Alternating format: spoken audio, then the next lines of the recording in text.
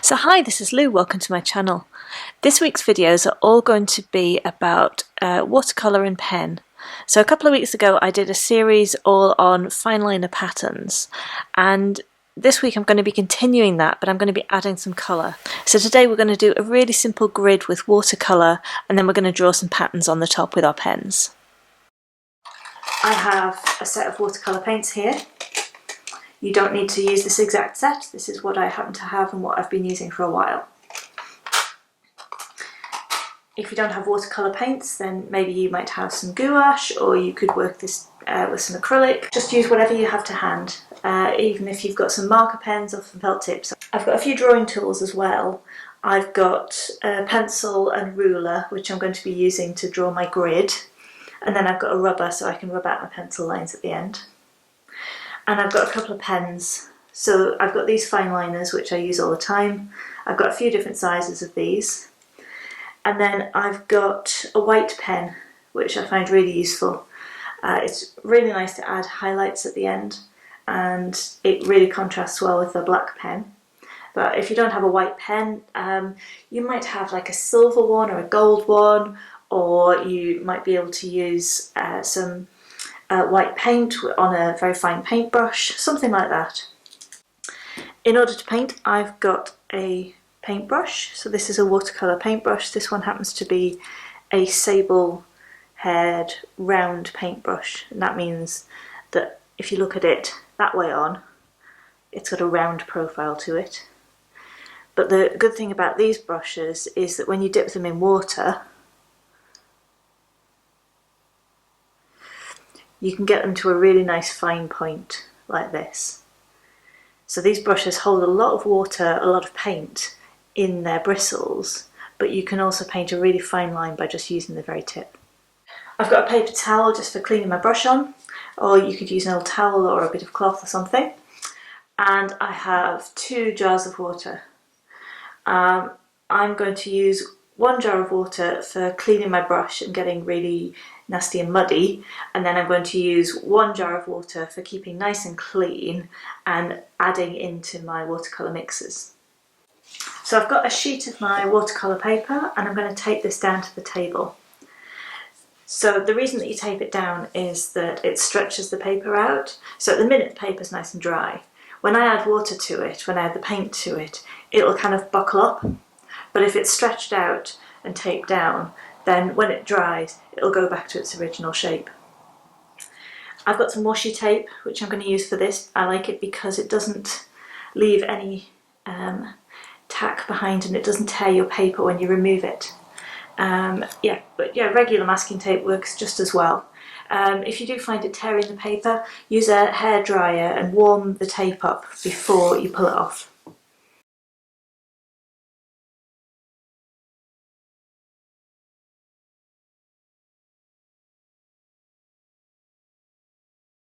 So I'm going to start by drawing my grid in pencil, and my paper is A4 size, just for reference if you want to copy my exact grid. So a little bit complicated, but I'm going to come in 4 1/4 centimetres on each side. That'll give me a nice margin around the page. And you want to draw your pencil lines fairly lightly so that you can rub them out at the end.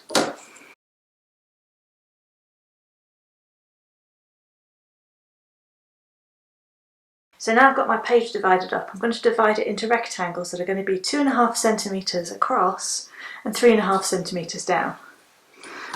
So 2 1/2, 5, 7 1/2, 10, 12 1/2.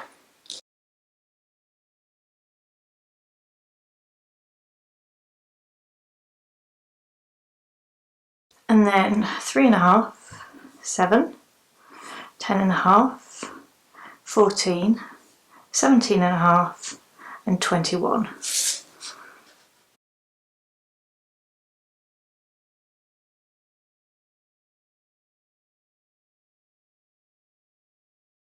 So that gives me a nice grid that I can work on.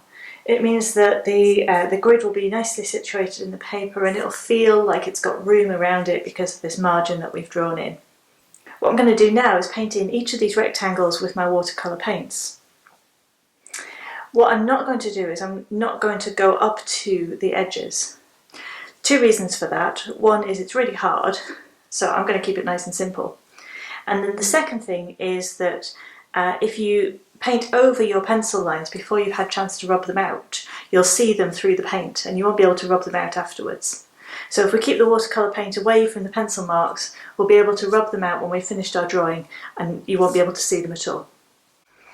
I'm going to open this up, and what I'm going to do is I'm going to choose two different colours. Now you can pick any colours you like. So I'm going to pick a couple of colours from over here, and they all just look very dark. You can see them a little bit better on the swatch. So I'm going to pick this indigo, which is one of my favourite colours, and I'm going to pick this burnt umber. So blue and brown are opposite colours, especially this orangey brown, and when they mix you'll get a grey. So you might get a greeny grey or a slaty bluey grey. So I'm going to play with all of those different kind of mixes I can get just using those two colours. So the first thing I'm going to do is take each of those colours just as they are. So I'm going to start by dipping my brush in the water, getting plenty of water on there, and then rubbing my brush around in that pan. That gets lots of colour on there, and then I can add it onto the palette. I'll try and get as much off my brush and onto the palette as I can. And then I repeat that process until I've got a good puddle of colour in this palette. So I want my first colour to be really quite strong, so I'm not going to add too much water into it. And then I'm going to do the same with this brown, which is a burnt umber.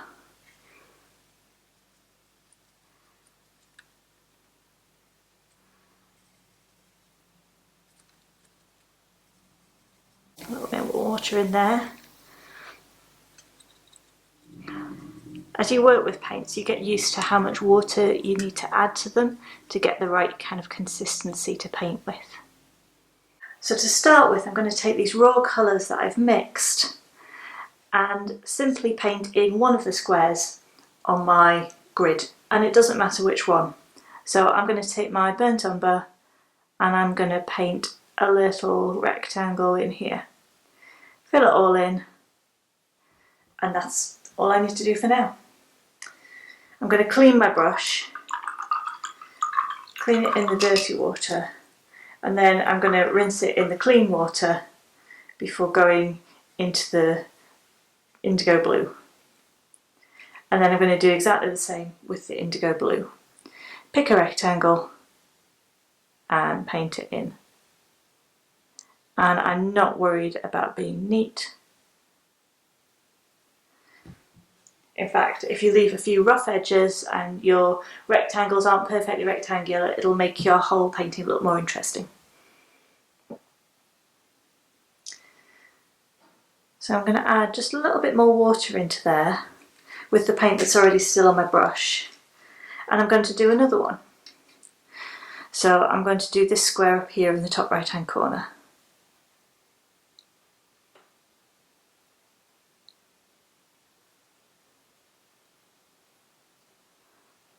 And I'm going to add a little bit more water into this burnt umber, and I'm going to do another one up here.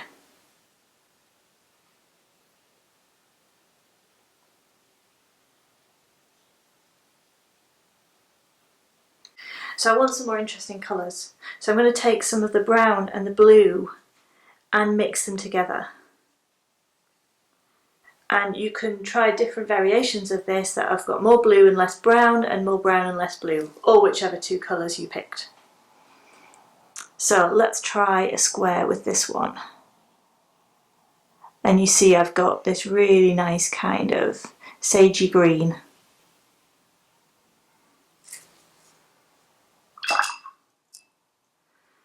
And again I'm going to add a little bit of water onto my brush, just dip it in the edge of that pigment there, and let's do a more watery one down here.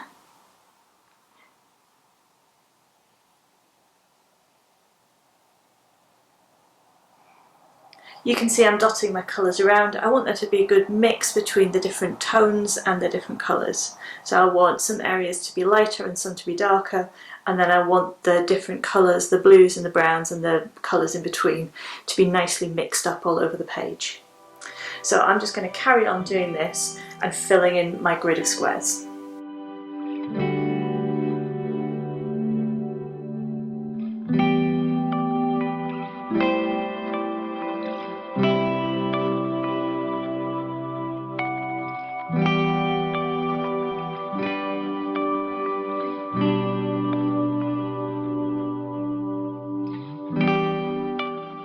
So if you want to add some variety to your colours, what you can do is you can paint one half in one colour and then come in the bottom half with a second colour and allow the two colours to mix.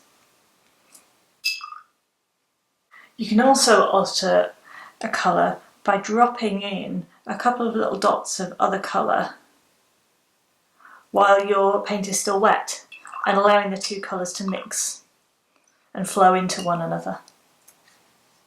You can also do the same by painting half in a colour and then cleaning your brush and adding water into the rest.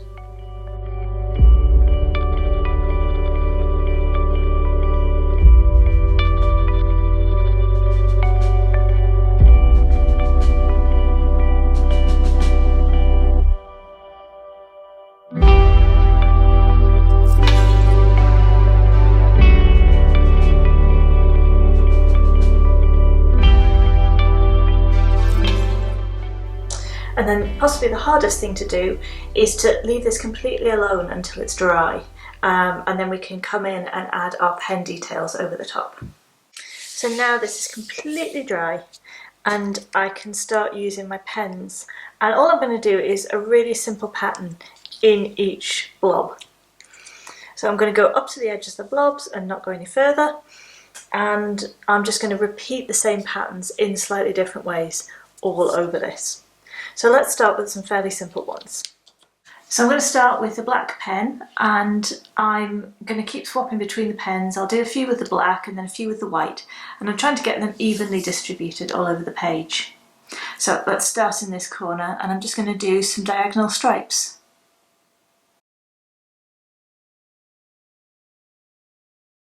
To counteract the stripes, I want to do something kind of almost the opposite, so I'm going to do some circles. So let's do some little circles in this one here. And I'm going to just randomly space them out. And I'm going to do some that look like they're going half off the edge, like that. Now I'm going to switch to my white pen and do something in here. The white's going to look really nice against this dark blue. I think I'm going to do some scallops. And then I find it easier when I'm drawing a repeat pattern like this to start with one that's going to be whole rather than one that's going half off the edge.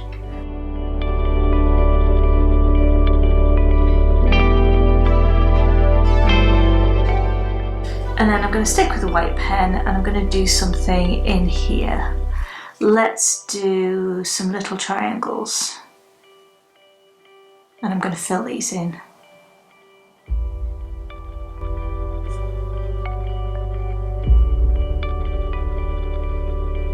And these I'm going to do in a regular pattern.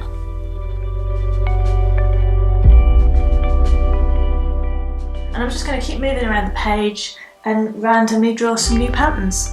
I'll use variations on these again, so I might change the size, or I might make them more random or more regular, but I won't use exactly the same pattern again.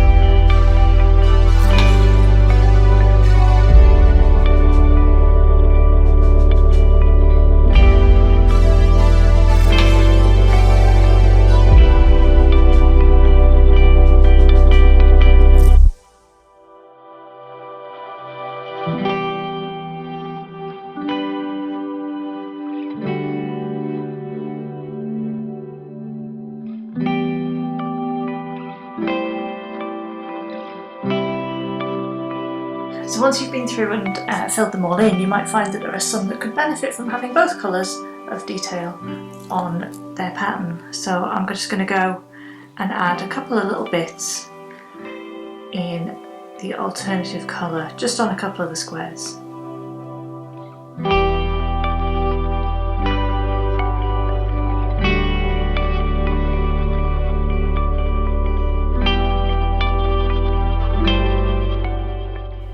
So that's it, you're all finished. So once it's all dry, the only thing you need to do now is to get rid of your pencil lines. So thanks so much for watching. I really hope you liked that. If you make one of these, then please do tag me in it at Lou Rachel Davis on Instagram, or I'm now on Facebook as well. I've got a page at Lou Davis Artist and Maker. And I'm going to be putting a high-res version of each of the paintings that I make this week on Patreon for my subscribers there to download. So if you like this and you'd like to see more, then please do subscribe and let me know any comments down below. Thanks very much. Bye!